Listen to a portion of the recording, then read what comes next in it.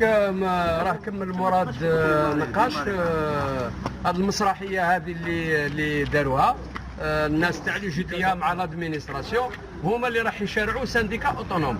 ودرك يحكي لكم هو كيفاش فاتت هذه المسرحيه اللي كنا عارفين النتيجه تاعها، كنا عارفين هذه اللي مسرحيه، وهذا هو الدليل لكاع الناس اللي يحبوا يديروا سانديكا اوتونوم.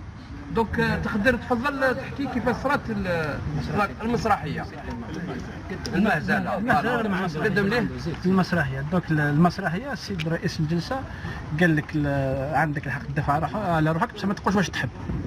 قال لك الا حبيت تقول واش تحب كاع الا حبيت واش تقول واش تحب انا ما عنديش الوقت. دونك ما عندوش الوقت باش يشوف واش عندنا نقولوا الدفاع عن انفسنا. قلت له يا ولدي انا جيت لهنا باش ندافع على روحي، واش نحب نقولوا واش عندي نقولوا. قال لي ماناش جوست بور لا سيونس والله يسهل. اي سهل روطا هذا ما كان الروطا بيان سور الروطا كان مصطفى دخلت نورمال لا كوميسيون تاع الزوج. حنا دخلنا 3:30 ساعه ونص روطا ومن بعد يقول لي ما عنديش الوقت.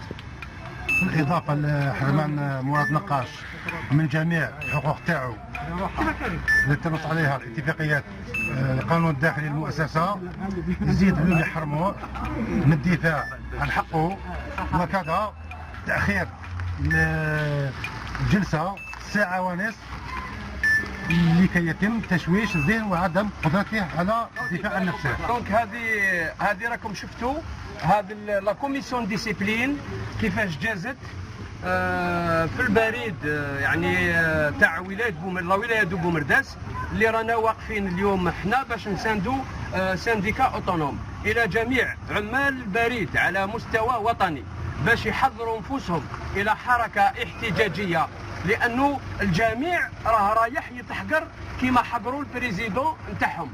اليوم حقروا البريزيدون وحقروا اعضاء في المجلس الوطني، غدوه كل العمال يتحقروا، كل العمال راهم رايحين يتحقروا، حتى واحد ما راح يسلك بالحقره هذه.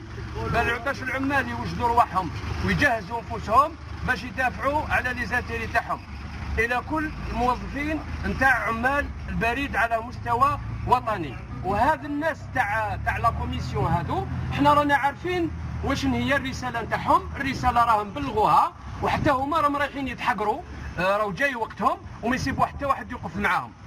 دونك اداره بريد تاع ولايه بومرداس راهي مستمره في الحقره تاعها. ما كانش ناس مسؤولين على مستوى عالي قعدوا يسناو الداخل في التليفون. نعرفوا باللي لي كوميسيون هذو راهم يتمشاو بالتليفون، وحنا عطاونا فرصه باش نكتبوا الى كل الاتجاهات، ما رايحين نخلوا حتى بلاصه اللي ما نكتبوا لهاش. السلام عليكم. تفضل. السلام عليكم. عندي ان ميساج، عندي رساله نوجهها الى اداره بريد الجزائر. والله يمكنكم ان تفصلونا جميعا، ولكنكم لن تفصلوني عن عزمي عن النضال النقابي الحر والنظيف. افصلوني 100,000 مرة إذا أردتم، فإنني لن أتوقف.